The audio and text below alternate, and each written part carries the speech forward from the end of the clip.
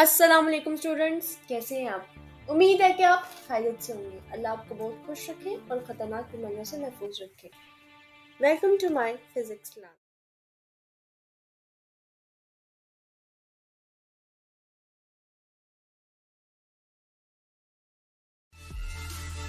जी बच्चों, आज हम पढ़ेंगे स्फेरिकल मिरर के बारे में। स्फेरिकल मिरर क्या होता है, इसकी कितनी टाइप्स हैं, कनकेव मिरर क्या होता है और कॉन्वेक्स मिरर क्या होता है। हम लोग पढ़ेंगे कन्वेक्स और कन्वेकेव मिरर के सेंट्रल ऑफ कर्वेचर के बारे में, रेडियस ऑफ सर्कल के बारे में, फोकल लेंथ के बारे में, एंड पोल के बारे में, फोकस के बारे में। इसके दो पार्ट्स हैं इस वीडियो के। इसके लिए आप अपनी बुक्स ओपन कर लें और हो सके तो अपनी पेंसिल्स को अपने हाथों में रख लें। मैं जितनी आपको इन्फॉर्मेशन प्रोवाइड करूँगी आप कहीं भी इसे राइट डाउन कर लें। आपके लिए फर्दर लर्न करना इजी हो जाएगा। टॉपिक को स्टार्ट करने से पहले हमें पता होना चाहिए कि एक प्लेन मिरर क्या होता है। एक प्लेन मिरर पॉलिश्ड सरफेस होती है और दूसरी उसकी सरफेस रिफ्लेक्टिंग सरफेस होती है। जब भी आप किसी मिरर में देखते हैं तो आपको अपना रिफ्लेक्शन नज़र आता है, वो एक रिफ्लेक्टिंग सरफेस होती है। लेकिन इस मिरर के पीछे सिल्वर कलर की कोटिंग की जाती है जिसे हम बोलते हैं polished surface. Now we talk about spherical mirror. A mirror whose polished, reflecting surface is a part of hollow sphere of glass or plastic. It's called spherical mirror. इसका ये मतलब है कि स्फेरिकल मिरर स्फेरिकल की shape में होगा, means sphere की shape में होगा, और वो ग्लास या प्लास्टिक का भी हो सकता है, और उसकी जो बैक साइड होगी वो पॉलिश्ड होगी। इसकी दो टाइप्स हैं, कनकेव मिरर और कन्वेक्स मिरर।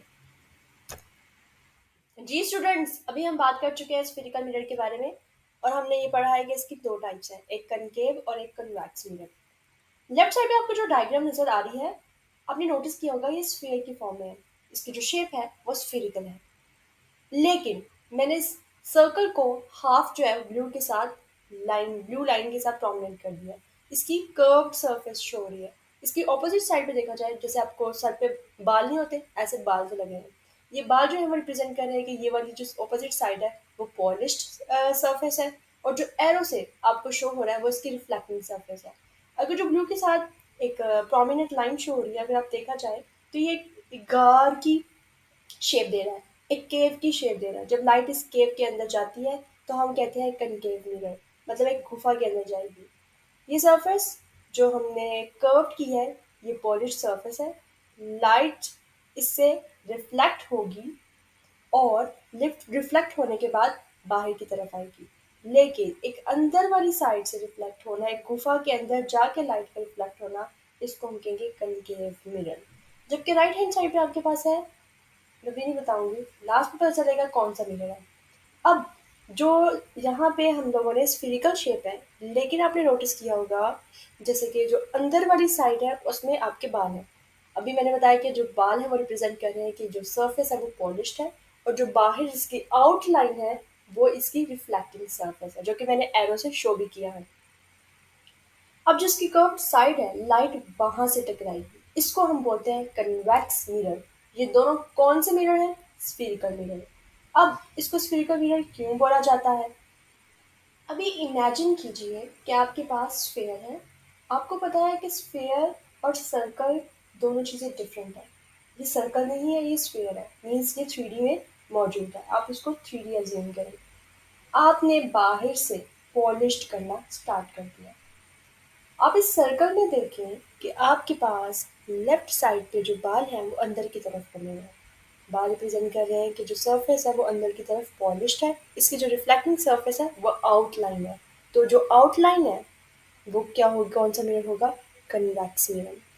अब आप राइट साइड पे देखें स्फेयर की, जो आपके पास पॉलिश्ड सरफेस है वो बाहर वाली है और अंदर वाली है वो रिफ्लेक्टिंग सरफेस है। आप इस सेंटर से इसको कट कर दें, ये एक बाउल जैसा बन जाएगा जिसमें आप नूडल्स खाते हैं ना।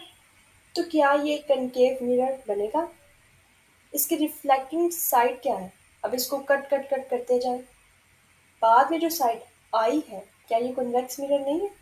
इसकी जो रिफ्लेक्टिंग सरफेस है उसी नूडल्स वाले बाउल की ऑपोजिट साइड लग रही है आपको, जो राउंड साइड होती है। ये दोनों किसके मिरर हैं? ये दोनों स्फीरिकल मिरर हैं, क्योंकि हम इस स्फीयर को कट करके बनाते हैं। सेंटर ऑफ कर्वेचर, ये इसी टॉपिक का पार्ट है। आपके सामने एक डायग्राम्स मौजूद है जो कि स्फेयर की फॉर्म में है। और जैसे कि मैंने आपको बताया, जो बाल आपको नज़र आ रहे हैं वो एक पॉलिश सरफेस है, और उसकी जो ऑपोजिट साइड है वो एक रिफ्लेक्टिंग सरफेस है। मैंने कनकेव और कन्वेक्स मिरर दोनों ड्रॉ किए।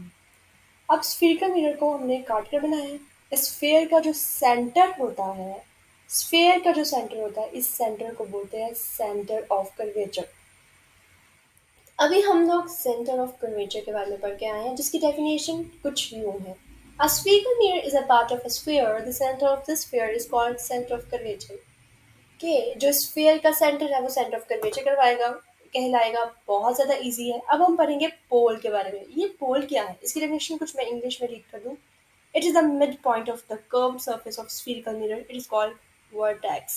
It is also called vertex means. आपके सामने एक फिगर मौजूद है जो कि एक स्फीयर की फॉर्म में। हमने स्फीयर को कट किया, इसके दो पार्ट्स बन गए। एक है कनकेव मिरर, एक है कन्वेक्स मिरर। अब जो कनकेव और कन्वेक्स का कर्व्ड सरफेस है दोनों की, उसका जो कर्व्ड सरफेस का जो मिड पॉइंट है उसको कहते हैं पोल। उसको क्या कहते हैं? पोल। हमें पता चल गया है कि सेंटर ऑफ कर्वेचर क्या होता है। स्फेयर का जो सेंटर होता है वो कहलाता है centre of curvature. Curved surface का जो मिड पॉइंट होता है वो कहलाता है पोल। सेंटर और ऑफ कर्वेचर से लेकर पोल तक का जो डिस्टेंस कहलाता है वो है रेडियस ऑफ कर्वेचर। मिरर जिस स्फेयर का पार्ट है, स्फेयर का रेडियस है, इसको बोलते हैं कर्वेचर, रेडियस ऑफ कर्वेचर। ये जो हमने काटा है ना स्फेयर को टू पार्ट्स में, और हमने कह दिया कनकेव और कन्वेक्स मिरर है, सेंटर ऑफ कर्वेचर इस स्फेयर का पार्ट है। और जो लाइन सेंटर ऑफ कर्वेचर से लेकर पोल तक बनती है उसको हम बोलते हैं रेडियस ऑफ कर्वेचर। इसकी मैं इंग्लिश में डेफिनेशन कुछ रीड कर दूं। um, It is the radius of the sphere of which spherical mirror is a part. Thank you for watching my videos. Hope you are like and learn a lot of things from this video. Jazakallah. Allah Hafiz. Don't forget to subscribe.